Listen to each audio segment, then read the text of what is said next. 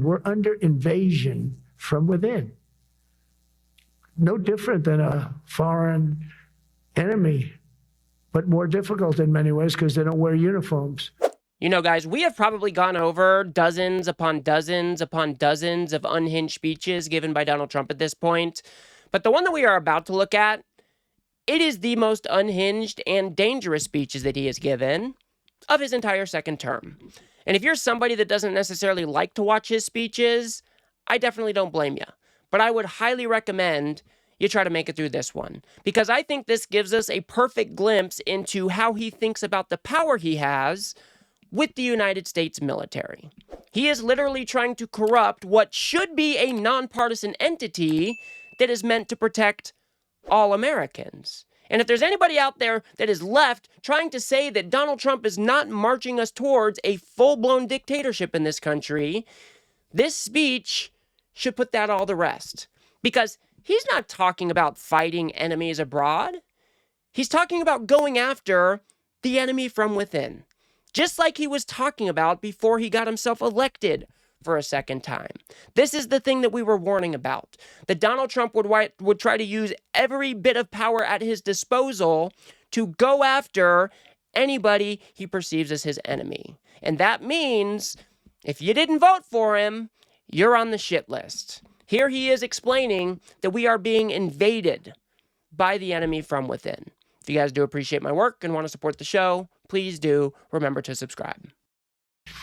Only in recent decades did politicians somehow come to believe that our job is to police the far reaches of Kenya and Somalia while America is under invasion from within. We're under invasion from within.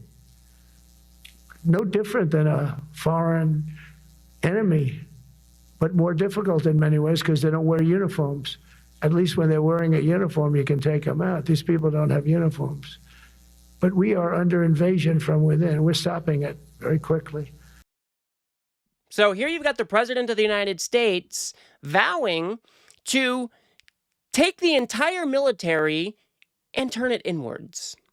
And turn it against these blue cities and these blue areas that didn't vote for the dear leader.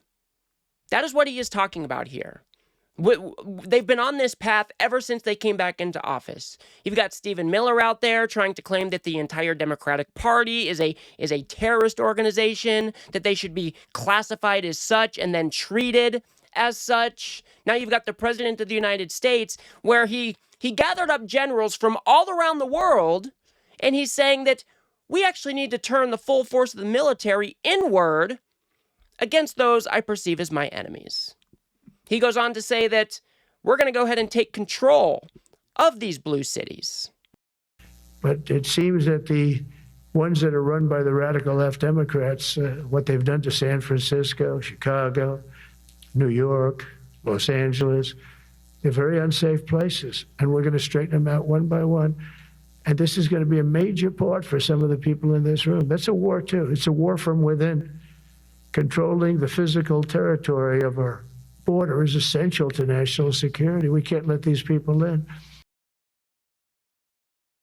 So he's looking at the generals that he brought from around the world, took them away from their post, had Pete Hegseth give some unhinged speech about doing away with DEI and fat generals, and now he's saying we need to go ahead and take control of these blue cities. Because they're so damn dangerous, nobody can walk a block without getting themselves mugged or something.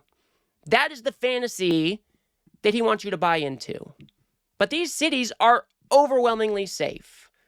Now, I'm not saying that they are all run in a perfect manner. Of course, all cities have their different problems.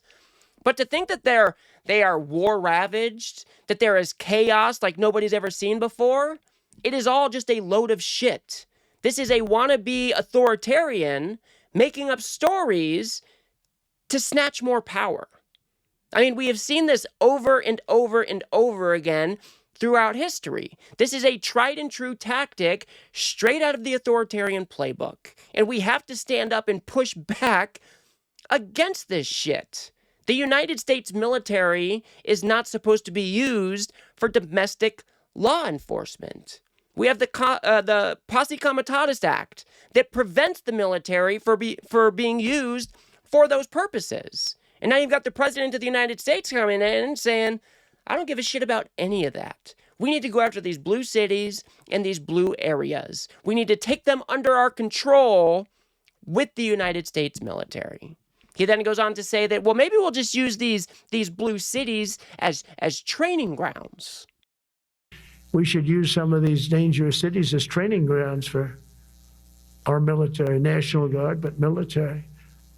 Because we're going into Chicago very soon. That's a big city with an incompetent governor, stupid governor, stupid. They threw him out of his family business. He was so stupid. I know the family. He becomes governor. He's got money. Not money that he made, but he ran for governor, he won, and now he criticizes us all the time. Why can't the President of the United States speak coherently in front of all of our generals from around the world? Do you notice this? His brain is running on like 25%. He's slurring his words. He's very soft and muted. We gotta go. He gave away the game there, guys. He said, well, J.B. Pritzker, he's stupid because he got elected as governor and he won, and now he criticizes us all the time. The petulant man baby shows his true colors. He doesn't want anybody criticizing him. He doesn't want these blue areas to provide any pushback against the authoritarian regime. That is why he is trying to use our military, the ones that our tax dollars pay for, to crush dissent, to crush anybody he perceives as an enemy to the regime. If this was happening in any other country, we would call it out for what it actually is. This is an authoritarian takeover, the likes of which the United States has never seen. This is democratic backsliding. This is a wannabe dictator who is trying to seize all the reins of power for his own ends. That is what we are looking at. And I'm wondering when the conservatives are going to step up and start speaking out against this shit. What happened to the don't tread on me folks? This is exactly what you guys were warning about. A tyrannical government that was inserting itself in every aspect of our lives. But no, because these guys have been swindled by the MAGA doofus at the top, what, they're just going to stand by and let this whole fascist takeover happen? I mean, is that really where we are at these days? Where are your conservative values, MAGA? Take your head out of your ass and push back against the authoritarian takeover. He goes on to talk more about Portland and how it's a fucking war zone right now. And he's always up there saying, we're in very good shape. We don't need the military. No, they need the military desperately. How about Portland? Portland, Oregon, where it looks like a war zone. And I get a call from the liberal governor, sir, please don't come in. We don't need you. I said, well, unless they're playing false tapes, this looked like World War II. Your place is burning down. I mean, you must be kidding. Sir, we have it under control. I said, you don't have it under control, Governor, but I'll check it, and I'll call you back. I called her back. I said, this place is a nightmare. I think what he said there was kind of interesting. Well, unless they're playing false tapes, well then Portland looks like a damn war zone at this point. And that really got me thinking, because we are living in the dumbest timeline ever imaginable. Donald Trump getting elected for a second time is probably the stupidest thing that I could have imagined that would happen to this country. But he is also the stupidest president, the most unintelligent person that has been president ever in this country. And all I can think of is Stephen Miller in his idiot sycophants coming up with some AI videos of Portland on fire and then using that as a pretext to send in the troops.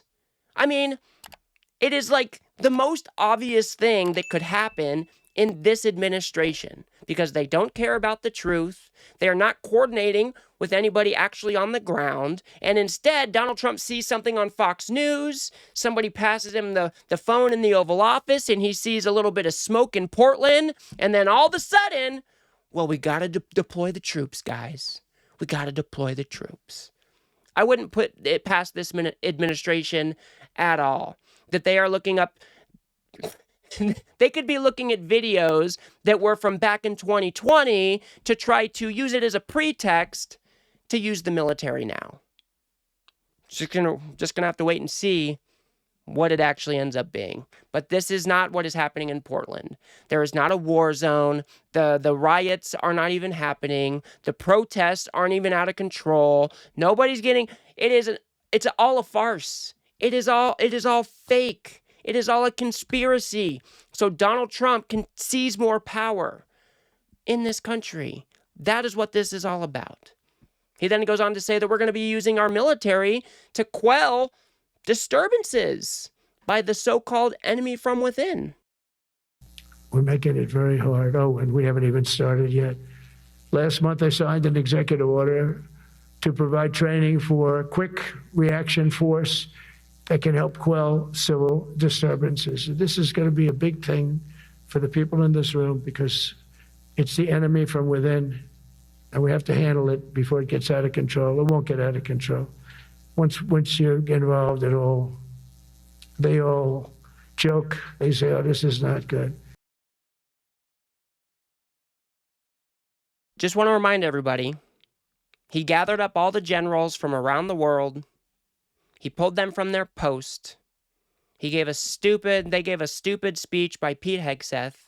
And now you've got the President of the United States up there rambling like a madman, saying that once you guys get involved, well, we're not going to let it get out of control. We're going to stop these people in their tracks. And I want to remind everybody, he's talking about liberals. He's talking about the so-called radical left, which they say that represents the Democratic Party. He's talking about everybody or anybody that is not part of the MAGA orthodoxy. That is who they are referring to here. That's why when they send the troops in or send the National Guard in without any coordination with the governors at all, it is always these blue cities. We saw it in Los Angeles. We're now seeing it in Portland. We're seeing ICE pretty much invade Chicago right now. And this is just a further march towards the authoritarian takeover that Donald Trump is engaging in right now. It's not a joke, people. This is not what our military is supposed to be used for. This is not what I want my tax dollars being used to fund a military that is going after the petulant little man-child's perceived enemies. I mean, it is absolutely insane. And to finish off the speech, here's basically a declaration of war against these perceived domestic enemies. Our history is filled with military heroes who took on all enemies, foreign and domestic. You know that phrase very well. That's what the oath says, foreign and domestic. Well, we also have domestic. George Washington, Abraham Lincoln, Grover Cleveland, George Bush, and others all used the armed forces to keep domestic order and peace. Many of our leaders used the military to keep peace. Now they like to say, oh, you're not allowed to use the military. And you know what the people say? The people in those cities where they're being raped and shot and beat up, you know what they say? We love the military. You ever see where they interview the people on the street? I've never seen somebody say they don't, unless they're radical and paid off, because a lot of these insurrectionists are paid by, whether it's Soros or other people, but they're paid by the radical left. Is this motherfucker wearing a ball gagger? Why is he like that? This is very concerning, guys. Not only is it unusual to have all of the generals assemble in one place so the so-called Department of War can give an unhinged, faux masculine speech to all the generals and then follow that by an idiot president who has no idea what the hell is actually going on in his own country. Not only is that really weird on its own, but to have the president stand up there, point out his enemies, the so-called radical left, the so-called Democrat, the so-called blue areas, and the so-called blue states, and all these Democratic governors who are making fun of him or are criticizing this administration. That is all unhinged. The President of the United States should not be engaging in this type of behavior. Because like I said, guys, the military is supposed to be a nonpartisan entity that protects all Americans. And if there's one rule that I remember from growing up in the military, it's that you leave your fucking politics at the door. And now you've got a president of the United States gathering all these people up, and he's trying to corrupt their organization. He is trying to use the military for his own ends. He is trying to use this force against his perceived enemies.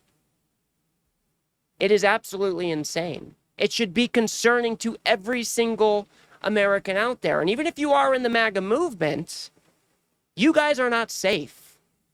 The authoritarian will eventually turn on you too. And so it might be all fun and games while Donald Trump is pointing our military at all these so-called Democratic governors in these Democratic cities, but eventually it's going to come for you too. And everybody in the military, all these generals that were pulled off their post to come listen to a deranged lunatic, they also have a duty to not break the Constitution. Because if you guys remember, the military swears an oath to the Constitution and not the president for a very, very good reason. And to have this rantings and ravings of a lunatic, the demented Donald Trump at the top, we can see it more clear now than ever that this is why they swear an oath to the Constitution and not a man in office. So if you're in the military, you have an obligation to follow the Constitution. You have an obligation to ignore unlawful orders. You have an obligation to ignore unconstitutional orders. And when the Democrats get back in the power, when more reasonable minds get back into power, every single one of these fucks needs to be held accountable. And that includes all of these military members who decide that going along with Trump to make their life a little bit easier was the right way to go. Every single one of these assholes will need to be held accountable.